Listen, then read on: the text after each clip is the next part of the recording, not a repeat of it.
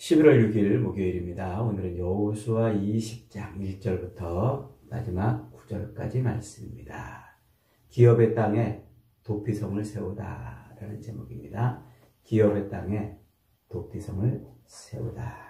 오늘 본문 1절은 이렇게 시작합니다. 여호와께서 여호수아에게 말씀하여 이르시되 이스라엘 자손에게 말하여 이르기를 내가 모세를 통하여 너희에게 말한 도피성을 너희를 위하여 정하라. 누구를 통해서요? 모세를 통해서 너희에게 이야기한 그 도피성을 이제 세워라. 그래요. 그래서 이제 가나안 땅에 들어가서 땅을 다 분배받았잖아요. 근데 그 분배받은 땅에 도피성을 지정해서 세우라. 이렇게 말씀하고 있습니다. 내일 우리가 묵상하겠습니다만 21장에는 이제 이스라엘 백성들이 자기들이 기업으로 받은 그 땅 중에서 레위 사람들을 위해서 성읍을 하나씩 다 이렇게 주라고 말씀하세요. 레위 사람들이 이제 그 이스라엘 12지파가 흩어진 그 가나안 땅 중에서 모두 48개 성읍을 받아요. 그 48개 성읍 중에서 6개 성읍을 도피성으로 만드는 거예요. 그러니까 도피성은 누가 살고 있는 곳이냐면 레위지파가 살고 있는 성읍이에요. 그 레위지파가 살고 있는 성읍에 이제 도피성을 만들어 놔라. 이렇게. 이 도피성에 대한 이야기는 이미 민수기 35장하고 신명기 19장에서 아주 자세하게 설명했습니다. 특별히 민수기 35장에서 도피성을 어떻게 정해야 될지 아주 자세하게 설명을 해 주었죠. 그래서 도피성은 이제 모두 6개 성읍을 만들어 놓는데 요단강을 중심으로 요단을 건너기 전인 요단 동편 땅, 므낫세와 갓지파와 또 르우벤 지파가 살고 있는 그 땅에 3개, 그리고 요단을 건너간 다음에 가나안 땅에 3개 이렇게 설치를 합니다. 여기 보니까 7절에 납달리 산지의 갈릴리 게데스와 요단강 서편 쪽에요. 북쪽에 갈릴리 게데스와 또 에브라임 산지의 세겜과 요 가나안 땅 중간 지역이에요. 또 유다 산지의 기럇 아르바 곧 헤브론이라 그랬어요. 요 맨쪽 요 가나안 땅의 남쪽이에요. 또 북쪽에 하나, 중간에 하나, 남쪽에 하나 이렇게 세워놓고 이번에는 이제 요단강 동편에 요단강을 건너오기 전에 거기에 르우벤 지파가 있는 광야 산지 베셀과 그 다음에 갓 지파 중에서 길르앗 라못과 므낫세 지파에서 지파에서 바산 골란 요 베셀과 또 길르앗 라못과 바산 골란 이렇게 돼 있어요. 위에서부터 내려오고 여기서 밑에서부터 올라가는 그래서 요단강을 기준으로 동쪽 편과 서쪽 편에 이렇게 3개씩 맨 위에 북쪽, 중간에 남쪽 이렇게 6개를 이제 세웠습니다. 이 도피성은 3절 말씀해 보니까 우발적으로 사람을 죽인 자가 보복자로부터 도망하여 목숨을 지키게 하는 그런 성읍입니다. 그러니까 부지 중에 실수로 사람을 죽인 자 그랬죠. 이 부지 중에라는 요 말은 의도치 않았지만 실수로라는 이제 말이에요. 이 아담의 범죄 이후로 인간에게 죄는요, 인간은 죄인일 수밖에 없잖아요. 이미 죄를 가지고 태어난 자들이에요. 그래서 인간의 죄는 두 가지로 구분이 돼요. 하나는 의도적으로 짓는 죄가 있어요. 내가 저렇게 죄를 지어야지 하면서 짓는 죄. 또 하나는 연약함, 인간의 그 연약함 때문에, 부족함 때문에, 미련함 때문에 짓는 죄들이 있어요. 의도하지 않았지만 죄가 되는 경우. 그래서 레위기 6장, 7장에서는 그 부지 중에 짓는 죄를 어떻게 용서받는지에 대해서 제사법을 정확하게 적어놨잖아요. 그래서 인간의 그 연약함, 또 부족함, 혹은 미련하고 아둔함 때문에 짓는 죄, 요게 이제 부지 중에 짓는 죄입니다.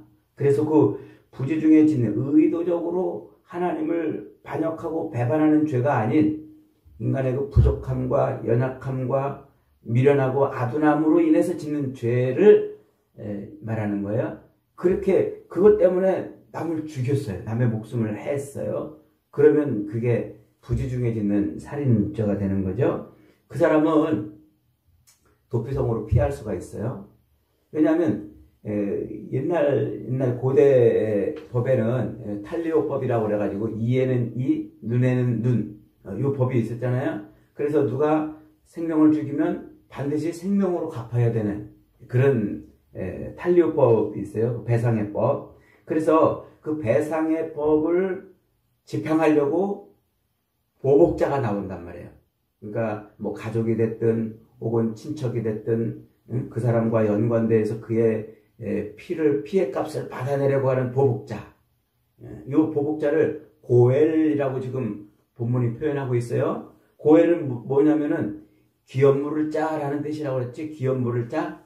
그래서 저 피의 기업을 대신 대신 물을 짜. 그러니까 그 피해값을 찾아낼 사람이란 말이에요. 그 피값을 찾아낼 그 사람이 자기를 죽이러 오기 전에 불이 나게 도피성으로 도망을 쳐야 됩니다.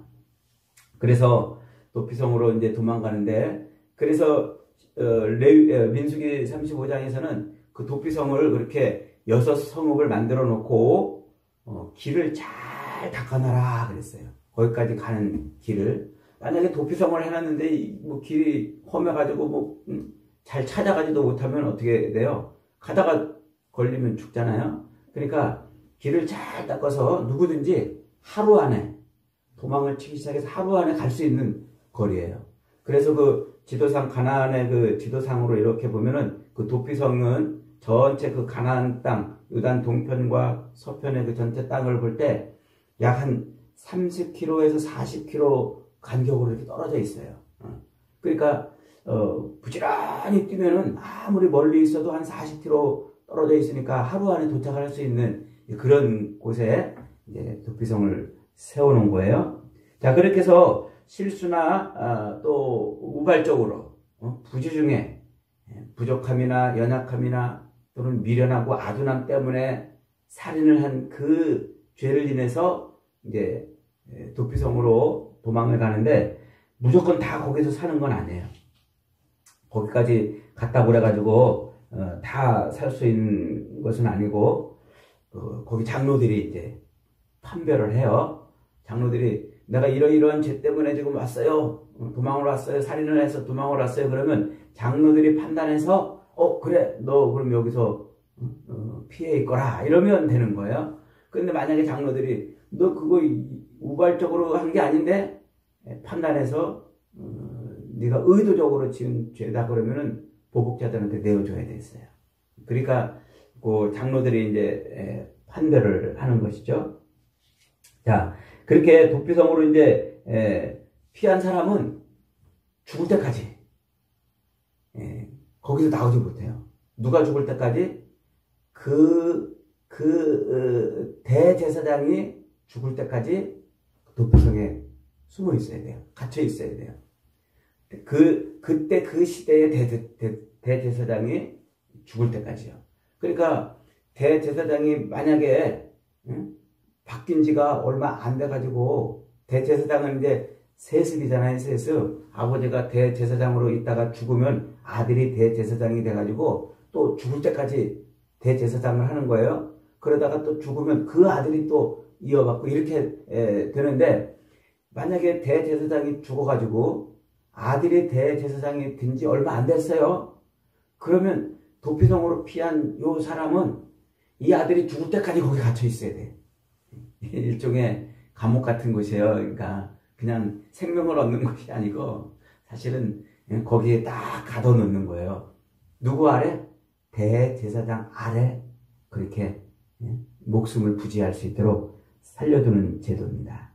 이게 바로 도피성의 제도예요. 그러니까 하나님은 이 가나안 땅을 기업으로 주시고 그 땅에 흩어져 살고 있는 백성들에게 너희들 레위인들을 위해서 성읍을 몇 개씩 내놔라 그래가지고 각 지파별로 그 이제 땅을 분배받은 비례에 맞춰서 뭐 10개씩, 6개씩, 몇 개씩 이렇게 땅을 다 내놨어요. 성읍을. 그게 48성읍이에요. 그 48성읍이 무슨 역할을 하는 거냐면 하나님이 이스라엘 백성들 중에 임재해 계신다는 것을 의미하는 거예요. 그 48개 중에서 또 특별히 6개를 뽑아가지고 도피성을 만들어 놨어요. 그 6개는 하나님께서 이 가나안 땅을 뭘로 만드시는 거예요? 하나님께서 죄인들을 살려주시는 생명보호의 땅으로 만드시는 거예요. 이게 이 가나안 땅이. 그러니까 이 도피성의 목적은 단지 빨리 도망하는 사람은 산다 이런 것을 말하려는 것이 아니고 가나안 땅 전체를 무슨 땅으로 만드는 거예요? 하나님이 죄인들, 죽어 마땅한 죄인들을 살리시는 그런 곳으로 만들어 내시는 거예요. 그래서 그 도피성을 하나님이 율법에다가 제도를 만들어 놨어요. 율법대로 이렇게 해라 하고 말이죠. 그래서 도피성은 율법대로 만들어지는 겁니다. 그 율법의 완전한 성취가 누구세요? 예수님이 율법을 완전히 성취하시는 분이잖아요. 그래서 예수님은 말씀이 육신이 되사 우리 가운데 오신 분이에요.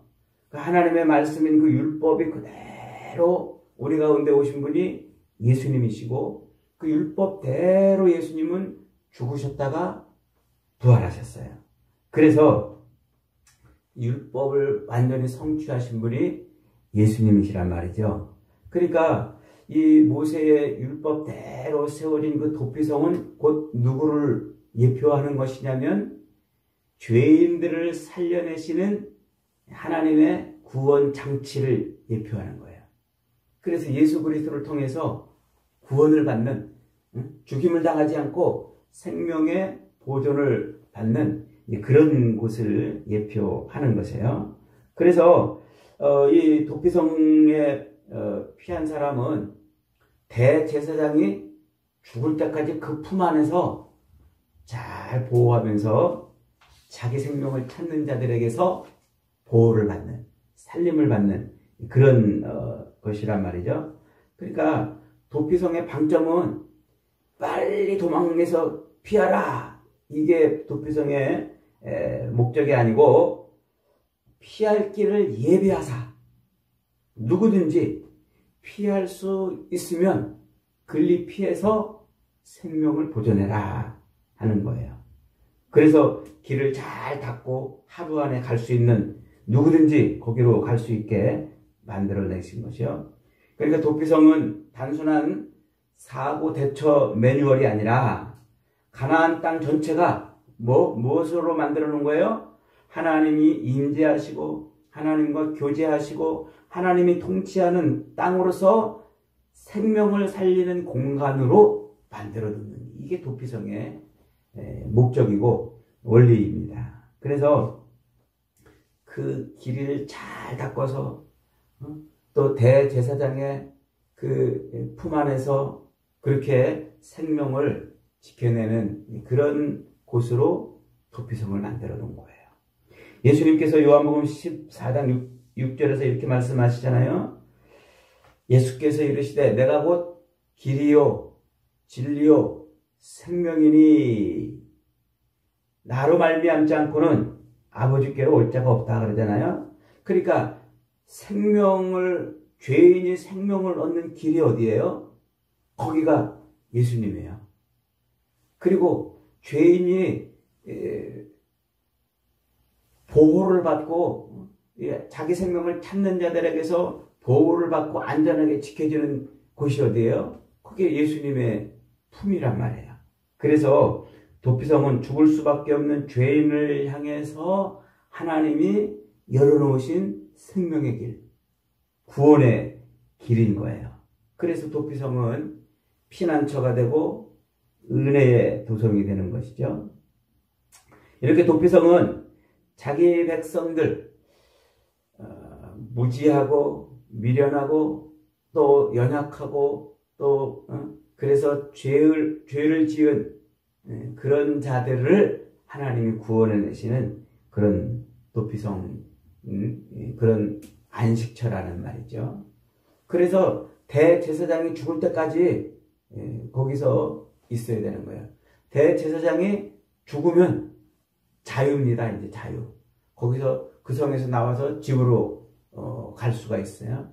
그러니까 대제사장 되신 예수 그리스도의 죽음으로 말미암아 우리는 죄에서 자유함을 얻는 거예요. 대제사장의 죽음으로 말미암아 우리는 이제 우리의 생명을 찾던 그 보복자들에게서 자유를 얻어서 우리는 자유를 누리게 되는 것이죠. 이게 도피성이 말해주고 있는 귀한 하나님의 구원의 예표인 겁니다. 그래서 오직 예수 그리스도만이 우리의 참된 도피성이고 우리의 참된 제사장이고 우리의 참된 생명의 구원자가 되시는 거예요. 그래서 신명기 말씀에는 이 도피성을 만들어 놓고 그 경계표, 그 표지판을 쫙 만들어 놓으라고 그랬어요. 그 표지판을 옮기지 말라 그랬어요. 구원의 성은 거기밖에 없다는 말이에요. 그래서 우리의 유일한 구원은 누구밖에 없다고요? 예수님밖에 없어요. 이 구원의 경계표를 옮기면 안 돼요. 그런데 요즘은 막 세상이 여기도 구원이 있다, 저기도 구원이 있다 그러고 예수가 아닌 그런 종교도 막 구원이 있는 것처럼 이렇게 말을 하고 또 종교 다원주의라고 네 종교나 내 종교나 똑같이 우리 합해서 하나의 종교로 만들자 이런 어처구니 없는 일들을 벌이고 있지 않습니까? 이게 우리 성경 말씀을 혼합하고 섞어놓고 그리스도의 구원의 진리를 회방하는 겁니다. 여러분, 예수님만이 우리의 유일한 피난처요, 유일한 도피성임을 믿습니다. 그분 안에 있을 때 우리는 생명을 찾는 자들에게서 보호를 받고 그분의 죽음으로 말미암아 우리는 자유를 얻게 되는 것입니다. 오늘도 이 놀라운 은혜로 죄값을 치르지 않고 그리스도께서 치르신 그 죄값을 인해서 생명의 자유를 누리며 살아가는 복된 은혜를 감사하면서 오늘도 하나님 앞에 영광 돌리는 저와 여러분이 되시기를 주님의 이름으로 축복합니다. 아멘.